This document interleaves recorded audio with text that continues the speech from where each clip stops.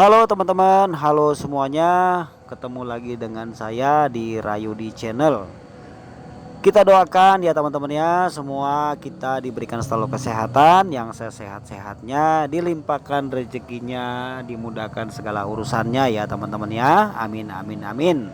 Video kali ini teman-teman mau berbagi saya dengan teman-teman ya. Ini mengenai mobil Corolla DX ini ya teman-teman ya. Sama aja sih mobil-mobil lama ya. Ada permasalahannya ini di jarum bensin ya yang ada di panel dashboard ini ya. Jadi mobil ini ceritanya kalau diisi bensin dia ngaco ya teman-teman ya, kadang-kadang di bawah, kadang-kadang di tengah, kadang-kadang di atas ya, jadi tidak stabil gitu ya, kadang-kadang juga nggak jalan ya teman-teman ya.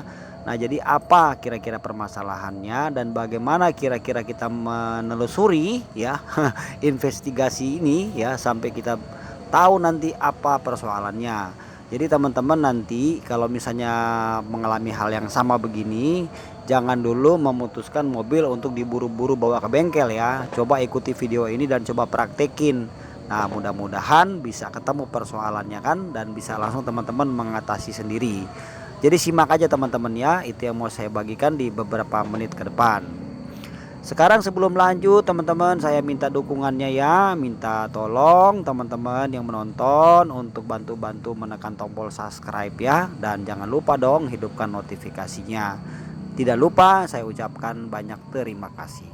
Nah ini yang di sebelah kanan ya, kalau yang kiri ini kan untuk temperatur.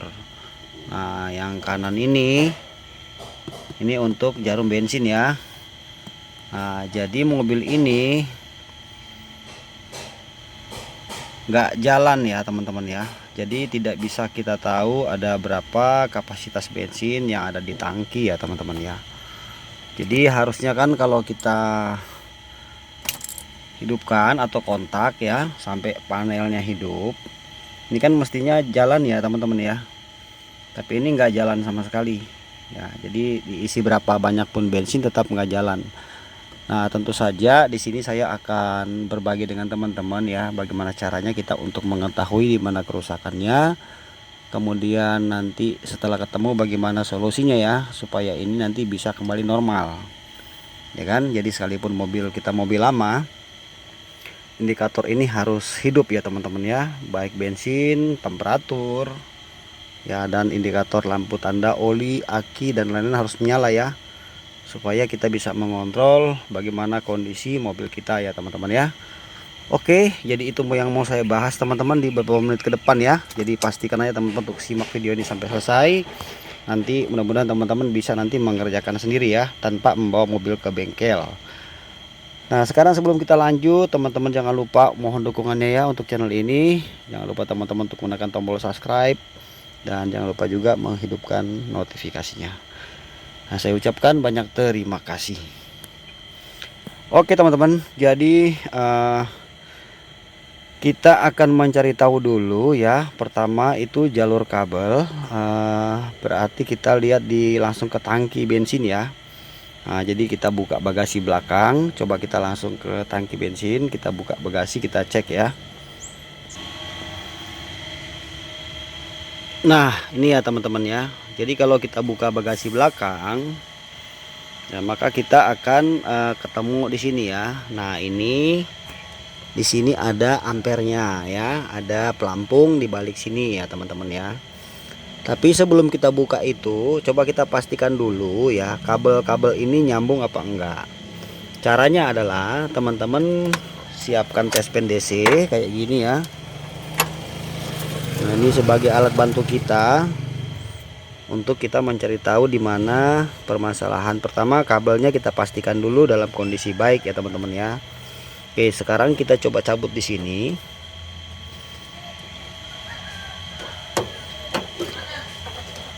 Nah, ini kan ada 3 ya di sini ya teman-teman ya. Ini ada 3 terminal ya, 1 2 3. Nah, 1 ini pasti ke ground ya, atau kenempel langsung beradu dengan bodi ya. Satunya lagi ini nyambung langsung ke jarum bensinnya ya, yang ada di panel indikator. Kemudian kabel satu lagi ini untuk sensor ya. Jadi kalau bensinnya itu habis, lampu indikator bensin di panel dashboard ya akan menyala. Jadi 3 kabel itu ya teman-teman ya. Sekarang kita akan cek dulu kabel yang langsung satu ke ampere bensin yang ada di jarum ya. Kita coba akan lihat jarumnya, nanti akan saya jumper langsung dari sini pakai test pen, apakah dia naik atau tidak ya. Sebentar ya teman-teman ya, kita coba lihat ya. Di ground, cari aja di sini bisa dapat kabel massa ya, ground. Nah kemudian saya akan adu ya di sini dengan ini kabel ini, melihat posisi si jarum apakah bergerak atau tidak. Oke, coba kita ke depan dulu ya. Nah, saya akan taruh kamera di sini ya teman-teman ya, dan kita nanti akan melihat apakah waktu saya jumper kabel di belakang jarum ini naik apa enggak ya. Kita untuk memastikan dulu bahwa jalur kabelnya ini masih nyambung. Sekalian kita memastikan bahwa indikator ini ya, indikator bensin ini masih dalam kondisi normal ya, jadi tidak rusak. Coba ya, saya taruh kamera di sini, nanti teman-teman lihat apakah dia bergerak atau tidak ya.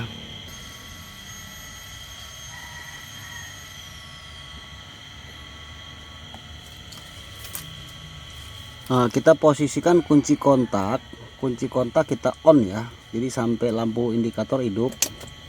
Nah seperti itu, nggak usah dinyalakan mesinnya, nggak apa-apa. Oke, sekarang saya jumper di belakang ya, kabel menggunakan test pen yang tadi.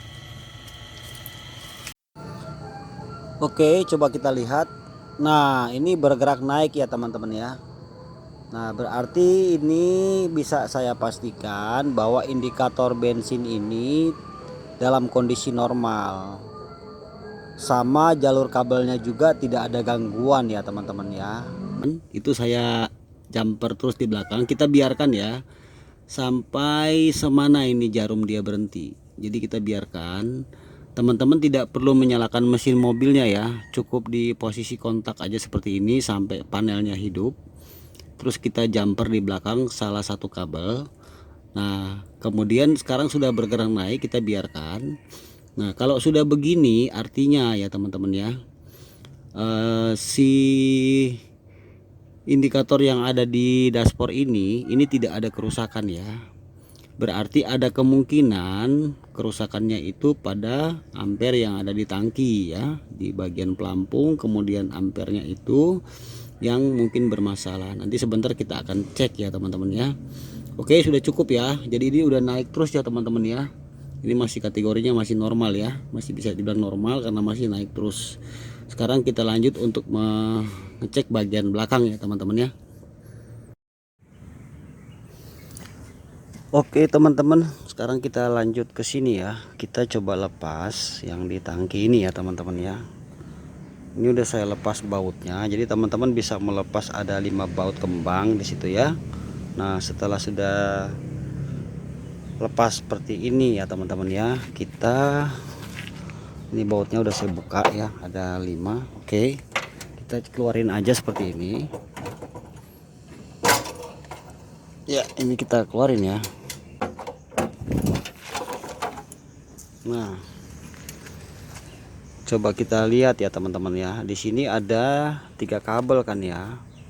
Yang tadi pertama sudah saya jelaskan. Satu ini untuk sensor, apabila bensin di tangki habis atau mulai habis harus diisi, maka lampu di indikator akan nyala ya di depan di speedometer ya. Ini satu kabelnya, berarti yang ini ya. Ini, nah yang ini ya, yang sendiri. Nah satu lagi ini untuk kabel groundnya, kabel massa. Satu lagi langsung ke depan ya, langsung ke ampere yang ada di dashboard ya. Oke, sekarang coba saya akan colokin ini ke sini. Nah, kita colok ke sini. Terus kita gerakin ya. Jadi kayak tadi aja, kita posisi kunci kontak kita on. Lalu kita gerakin ya teman-teman ya, di sini kita naikin ya. apakah di depan berespon apa enggak ya. Jadi nanti kan dia begini ya, begitu bensin masuk dia naik kan. Nah, maka di sini akan bergerak juga. Di sini tuh ada elemen ya, nanti bergerak naik. Nah, sekarang coba langsung kita lihat. Saya pindahkan kamera ke depan ya.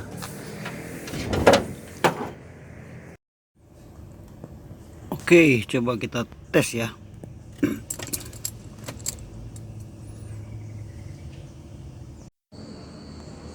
Nah, itu yang di belakang saya pentokin sampai atas ya teman-teman ya. Dan ternyata di sini jarumnya mau bergerak.